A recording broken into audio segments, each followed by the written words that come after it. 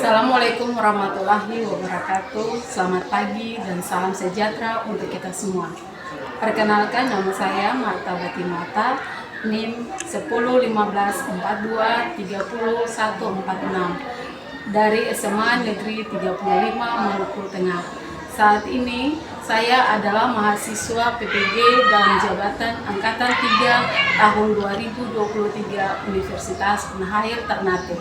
Saya akan membawakan video UKIN dengan judul Peran Indonesia dalam menciptakan perdamaian dunia melalui hubungan internasional. Selamat menyaksikan.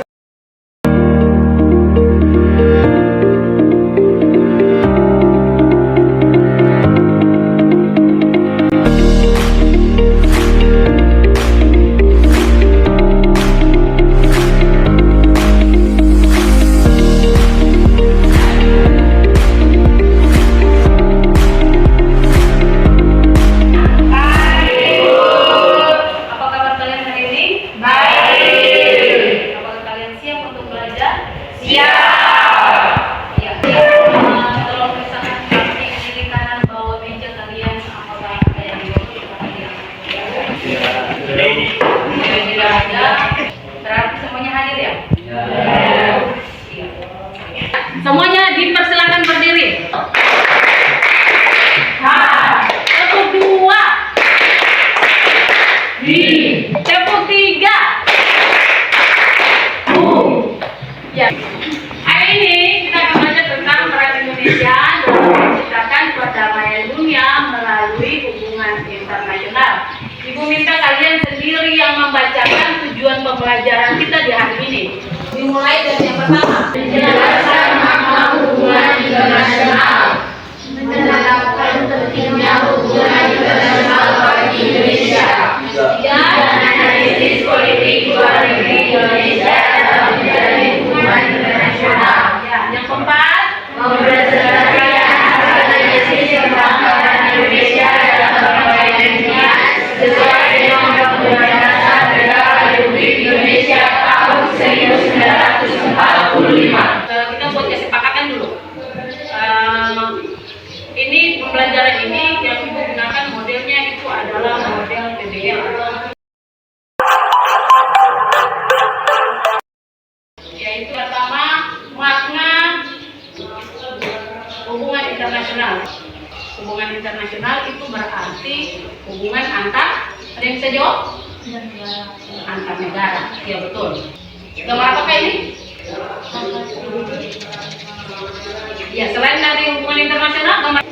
Pertanyaannya, apa kaitan gambar tersebut dengan pembelajaran hari ini? Kalau apa yang dimaksud dengan hubungan internasional?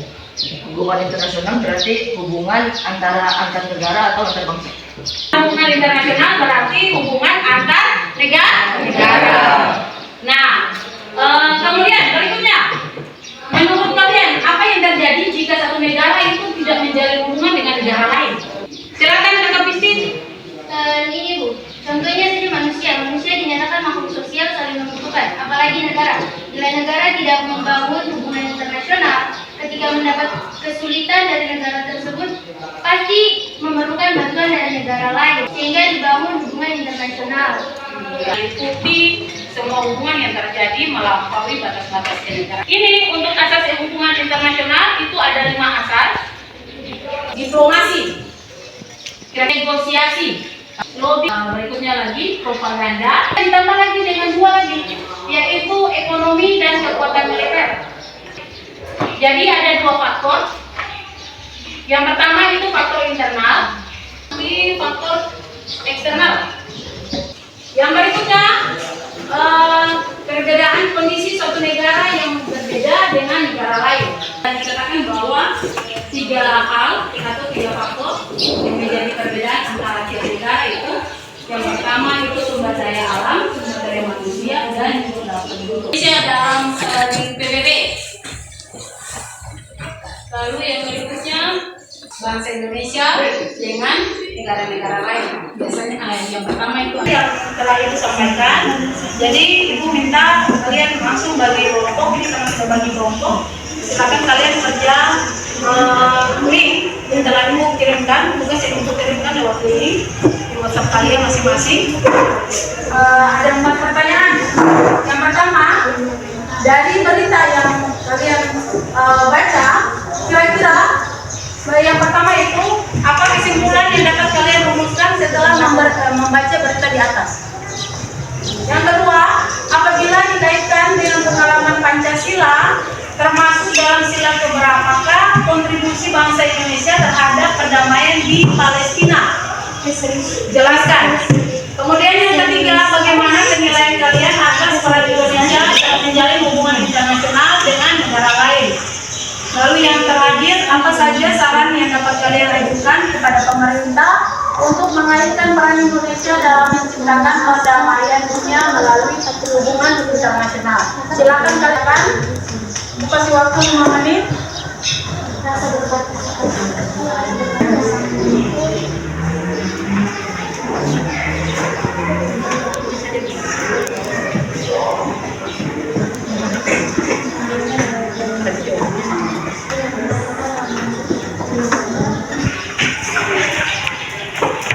Ada yang sudah siap? Ibu minta kalau yang sudah siap bisa maju. Nove kelompok 1, ya silakan. Lagi teman-teman dan guru, terima kasih atas kesempatan yang telah diberikan bagi kelompok kami untuk mempresentasikan hasil kerja kelompok kami pada teman saya sendiri. Di sini kami akan membacakan soal dan jawaban mengenai berita Indonesia dorong terus perdamaian dan hubungan kembali di jalur Gaza. Yang pertama, apa kesimpulan yang dapat kalian rumuskan setelah membaca berita di atas?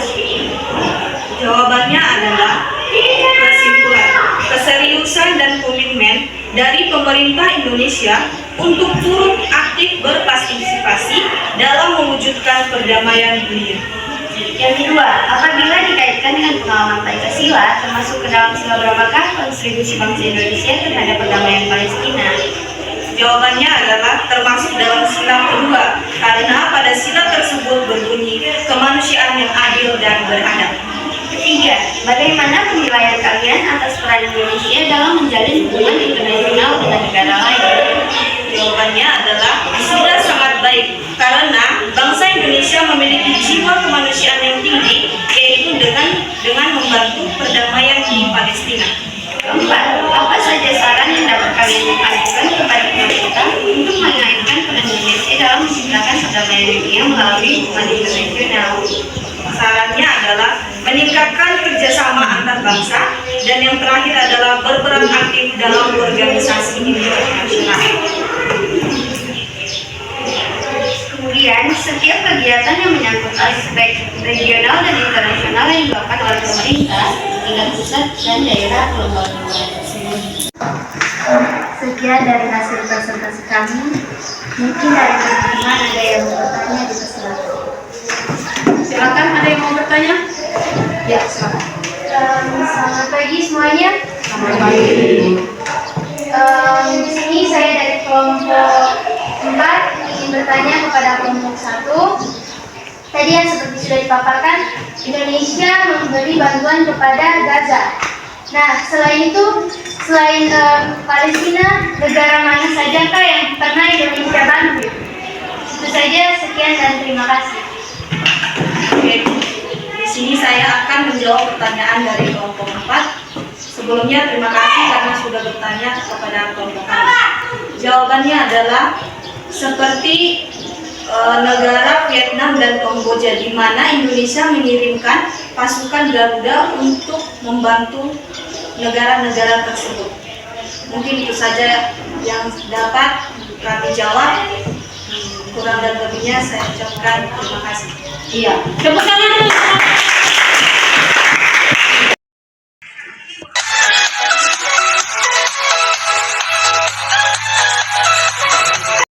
Di empat pertanyaan tadi, kira-kira kesimpulan apa yang dapat ditarik dari berita yang disampaikan atau materi yang disampaikan? Ada yang bisa bantu jawab? Kesimpulan dari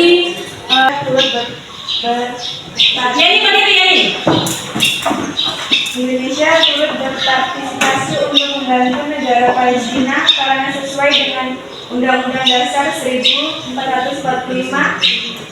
alinea ke-9. Alinea ke-4. Keseriusan Indonesia dan rasa berpartisipasi bukan hanya secara kata-kata, lisan, melainkan dalam bentuk bukti nyata, yakni memberikan bantuan medis dan makanan. Iya. Terima kasih untuk kesimpulan yang pertama. Ada lagi yang bisa kasih kesimpulan? Selain tadi dikatakan untuk dari kelompok 1 dia mengatakan bahwa itu sesuai ketika Indonesia membantu Palestina, itu sesuai dengan pembukaan kakak, bukan undang-undang. Pembukaan Undang-Undang Dasar 1945, bukan Undang-Undang Dasar 1945. Pembukaan Undang-Undang Dasar 1945 itu adalah salah satu tujuan dari negara Republik Indonesia, yaitu Odi apa? Alinea keempat. Silakan Odi.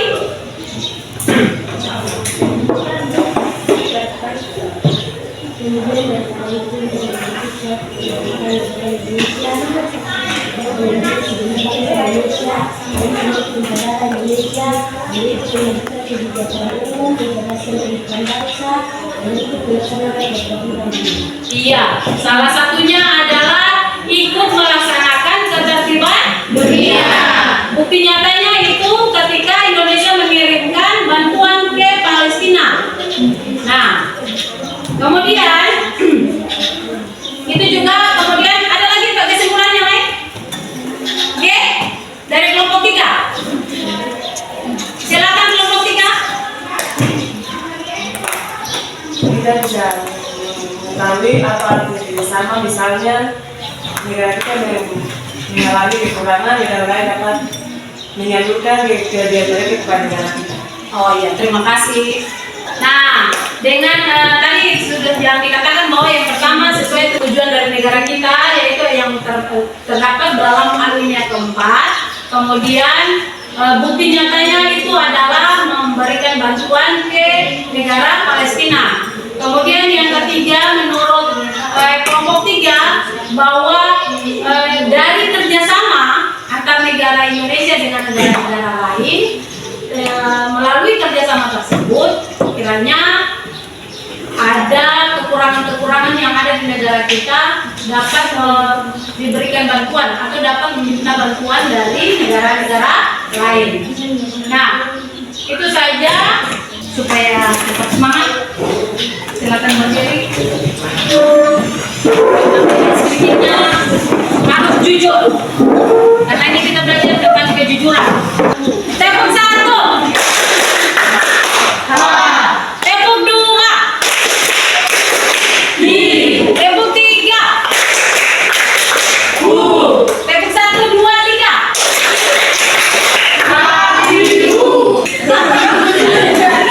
Silakan dulu, terima kasih.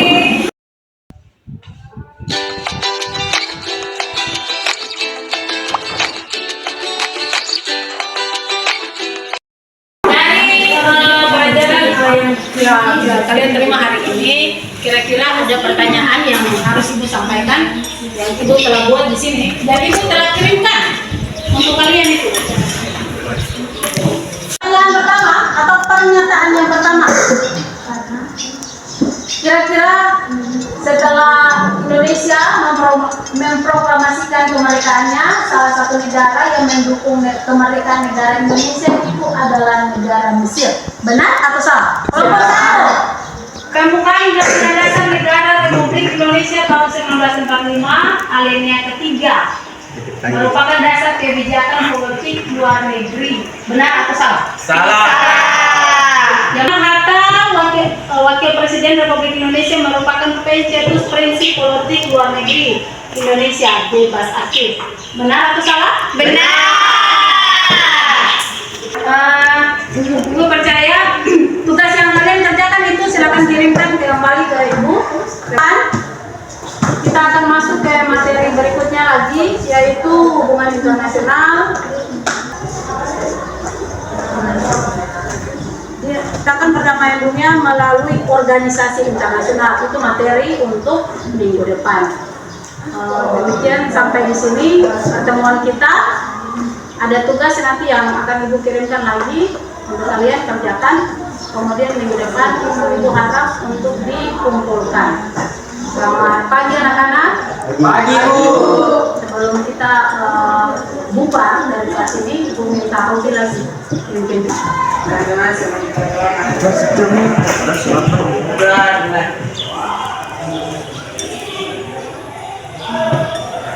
Berdoa selesai.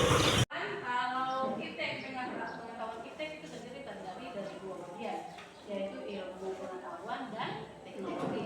Nah, kalau ilmu pengetahuan sendiri adalah segala sesuatu yang diketahui atau kepandaian. Sedangkan teknologi adalah metode ilmiah untuk mencapai tujuan praktis. Kita lihat kira-kira IPTEK yang berikutnya lagi pertanyaan timbul. IPTEK itu kira-kira dimulai atau ditemukan sejak kapan? Nah, IPTEK itu sendiri dimulai atau ditemukan itu sejak sebelum abad ke-20. Nah, yang pertama kita lihat itu dimulai dari sistem pertanian yang ditemukan di Mesopotamia. Kemudian ada mesin cetak yang ditemukan oleh Johannes Gutenberg. Lalu yang ketiga lagi itu tentang ditemukannya revolusi industri. Itu adalah penemuan IPTEK sebelum abad 20.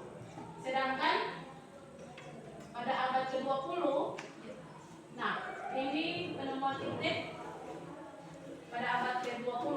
Jadi setelah abad ke-20 itu sudah ditemukan yang pertama itu alat transistor, kemudian serat optik, kemudian yang berikutnya lagi komputer, lalu ada internet, yang tercanggih itu internet. Nah, pertanyaan akan pasti timbul. Tadi yang ditanyakan atau disampaikan oleh teman kita itu pertanyaannya, sejak kapan komputer itu ditemukan? Jadi komputernya ditemukan sejak sebelum abad 20 atau sesudah abad 20? Sesudah abad 20. Nah, kemudian siapa yang pertama kali menemukan komputer? Itu nanti akan kita bahas lagi. Kemudian yang berikutnya, pada tahun berapakah komputer itu ditemukan? Pada tahun berapa? 1800 atau 1946? 1946. Iya. Kemudian jadi mesti diingat bahwa sejak abad 20 itu